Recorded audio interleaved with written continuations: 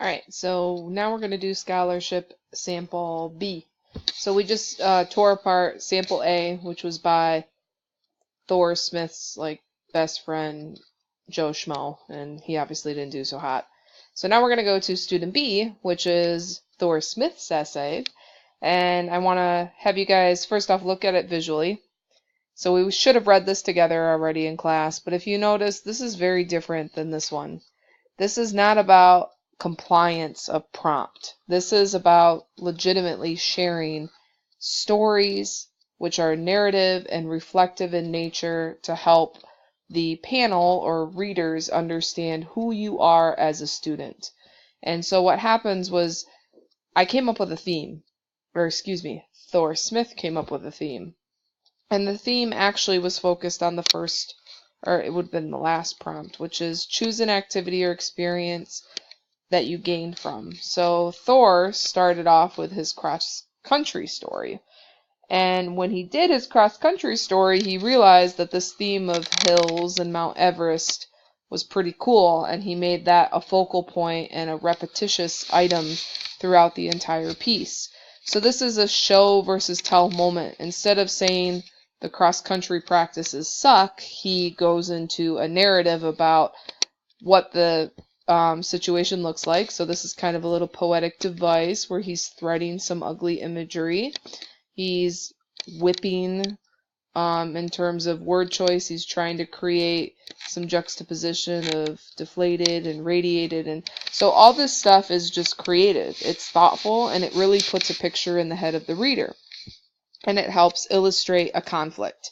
And I think a lot of the readers, this is one way to look at it, but I do think the scholarship essays really do want to see how do students handle conflict, because college is going to be filled with conflicts. It's hard. And how do you deal with that adversity? So first off, you got the little narrative, and then you have, it's not a one sentence paragraph. It's a little bit longer than that, but you definitely have a paragraph that shows a big transition moment, and then you also have a little bit of voice. And now granted, Thor Smith, you could agree or disagree with what he's doing, but he plays with voice right here. You get the first repetition of that hill or mountains popping up. And then right here, this paragraph to this paragraph is the transition and reflection of what the person learned. So they're talking about the extracurricular activity or what have you, but it leads into how did it shape them or change them as a person. And so in this case, it helped the person get over a conflict. And then the transition sentence. So when you transition, there should be continuity between all three of these prompts. And if there's not, it's not that you can't not have that, but it helps if you do, because it feels like a paper, a full response. It doesn't feel like three separate prompts being answered in three separate paragraphs. So what happens is the person transitions to, I'm still thinking about this situation from the fall and how it influences me now when I'm applying for college applications. So I will tell you, first and foremost, this is all true. Like, this narrative is true. Now, first off, I am doing this a few-ish years later after I've been a high school college student, but this narrative is true. Like, I didn't experience this with cross country. Coach Faber is my real coach, and she is one of the mentors that helped inspire me to kind of be a coach and be supportive. So all of it's true. I'm not just making up stuff. So never make up stuff, but the narrative is purposely organized to support my reflections and to support the prompts I have to answer. So do be purposeful about that and think about it.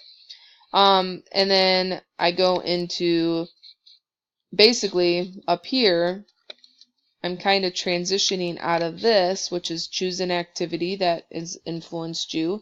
And then I'm talking about what led you to choose this. And so this gets answered twice, actually. And I think you can always over-answer a prompt.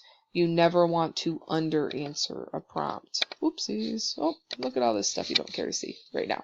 So then what happens is I move into why I want to go, or what I want to go into, which is teaching.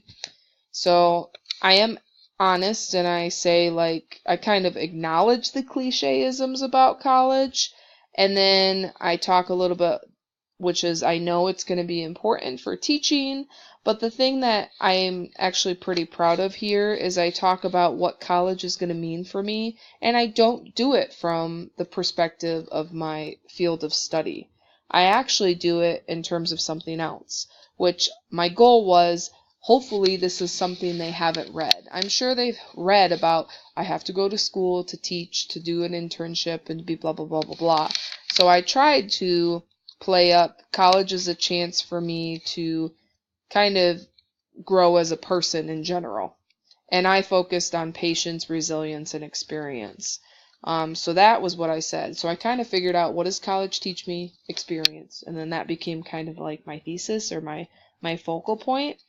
And so I play up a connection back to Hills, Cliffs, and Slopes, which was my intro, my whole lead.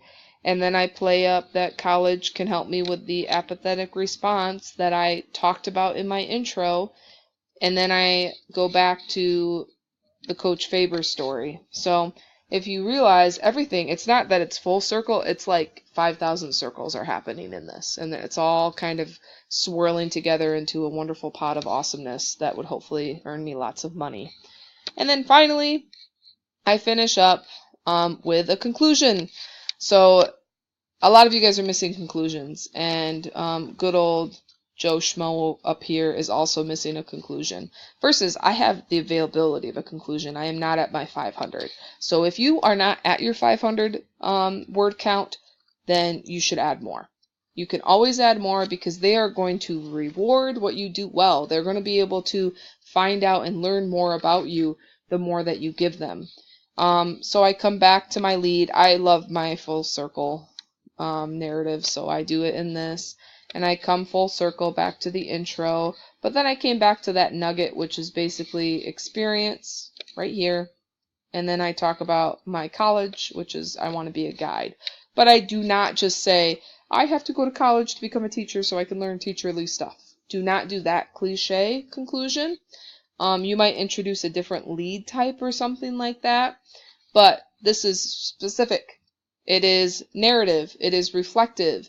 It is detailed. It is definitely been thesaurusized. It is definitely a different organizational pattern. So please, please, please try some of this. And I'm sorry that the video is long, but I'm hoping it will give you some good revision strategies.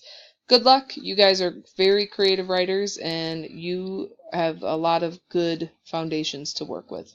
Adios.